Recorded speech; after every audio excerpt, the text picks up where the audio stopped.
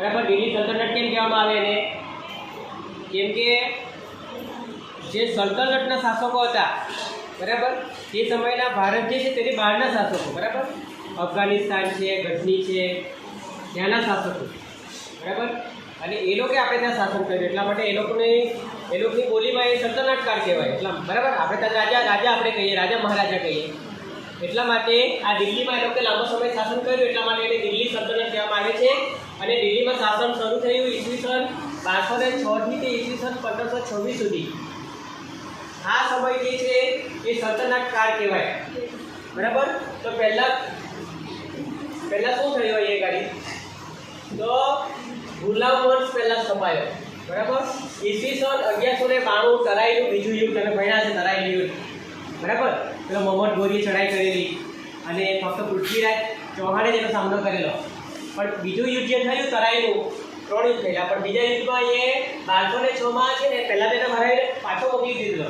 પણ અહીંયા ગાડી જે છે ને આ 1192માં જે યુદ્ધ થયું ને એમાં બીજા રાજપૂત રાજાઓએ એના બધા રાજપૂત યુદ્ધ ભણ્યા ને તમે? રાજપૂત યુદ્ધનો લાંબો શાસનકાળ ભણ્યા ને? પેલી સામંતશાહી પદ્ધતિ અને આ ઉત્તર ભારત દક્ષિણ ભારતમાં સ્થપાયેલા રાજપૂત રાજ્યો બરાબર. અને એનો અંત આવ્યો ક્યારે? 1192માં પૃથ્વીરાજ ચૌહાણે બીજા રાજાને સહકાર ન આપ્યો એટલે એ મોહમ્મદ ગોરી સામે હારી ગયો. અને મોહમ્મદ ગોરી જે છે એને દિલ્હીમાં સલ્તનત શાસન સ્થાપ્યું. પણ એ પોતે તો પાછો ગયો, ઘોર પ્રાંતથી આવેલો બરાબર ને, ઘોર પ્રાંતથી એણે આક્રમણ કરેલું, જીત મેળવેલી, પણ એ સત્તા સ્થાપીને પાછો ગયો અને એની જગ્યાએ એનો ગુલામને મૂકી ગયો. એ ગુલામનું નામ શું હતું? તો કુટુકુટી લાગ્યો. એટલા માટે અહીંયા 1206માં ભારતમાં દિલ્હીમાં સલ્તનત યુગનું શાસન શરૂ થયું. તે મૂળ ગુલામ વંશના હોવાને કારણે એ ગુલામ વંશ કહેવાયો. ખ્યાલ આવ્યો? એ શાસકો ગુલામ વંશના હતા એટલા માટે એને ગુલામ વંશ કહેવાયો. અને કુટુકુટી લાગ્યો કે 1206માં ખરેખર તો એણે દિલ્હીમાં મુસ્લિમ શાસનની શરૂઆત કરી, એટલે સ્થાપક એ ગણાય.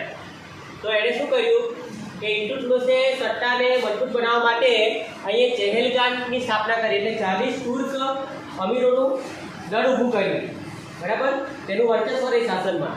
અને એ ચહેલગાનની સ્થાપના એણે કરી. કોણે? તો ઇલ્તુત્મિશે. પૂછાય છે તમારી પરીક્ષામાં બરાબર, આપણે જોજો.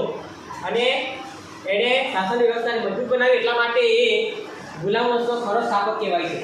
ખ્યાલ દિલ્હી સલ્તનતનો ખરો સ્થાપક એ કહેવાય છે. આમ તો મોહમ્મદ ગોરી સ્થાપના કરી ગયો પણ આને મુક્તો ગયો બરાબર. હવે એ મૃત્યુ પામ્યો પછી એનો એક જમાઈ છે, એનું નામ છે ઇલ્તુત્મિશ. એ ગાડી આવ્યો બરાબર. તો આ ઇલ્તુત્મિશ જે છે એટલે એણે ખરેખર ચહેલગાનની સ્થાપના કરેલી બરાબર. અને કુટુકુટીને શરૂઆતમાં શાસનનો થોડોક વિસ્તારમાં વધારો થાય, શાંતિ જળવે એવા પ્રયત્નો કરેલા. પછી એનો જમાઈ સત્તા એનું નામ છે ઇલ્તુત્મિશ, ચહેલગાનની સ્થાપના કરી. પછી હવે એ મૃત્યુ પામ્યો પછી એના દીકરાઓ હતા પણ તે હોશિયાર નહીં હતા, સલ્તનત કરી શકે એવા, શાસન કરી શકે એવા કુશળ હતા નહીં. એટલે એની દીકરી હોશિયાર હતી, એને શાસન તંત્રની બધી તાલીમ લીધેલી. એનું નામ હતું રઝિયા સુલતાના. તે રઝિયા સુલતાનાનું શાસન શરૂ થયું પણ રઝિયા સુલતાના એક સ્ત્રી હતી. એટલે પેલા જો હવે અંદરના દરબારી ઉભરાઓ ખરા કે નહીં, એક સ્ત્રી શાસન કરે તે સહન ન કરી લે એટલે બધું ખટપટ કરવા લાગ્યા, એને હેરાન કરવા લાગ્યા બરાબર. અને ત્યાર પછી એનો આ ઇલ્તુત્મિશનો એક દીકરો, તેનું નામ હતું નાસિરુદ્દીન.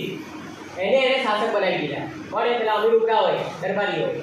અને એને પછી આ ચહેલગાન દળ હતો એનો નાશ કરી દીધો. ખ્યાલ આવ્યો ને? આ 40નું જે દળ હતું ને એનો નાશ કરાવ્યો, કારણ કે એ લોકો રાજકારણમાં ખટપટ કરતા હતા. સમજાય છે મારી વાત? તો ત્યાર પછી નાસિરુદ્દીન નબળો પડ્યો, પછી આ શાસન તંત્ર નબળું પડ્યું આ ગુલામ વંશનું. પછી કોઈ મજબૂત શાસક આવ્યો નહીં એમના વંશમાં. એટલે નવો ખલજી વંશ જે છે બરાબર, એમાં જલાલુદ્દીન ખલજી નામના શાસકે સત્તા જપ્ત કરી લીધી દિલ્હીની અને પોતે શાસક બની ગયો.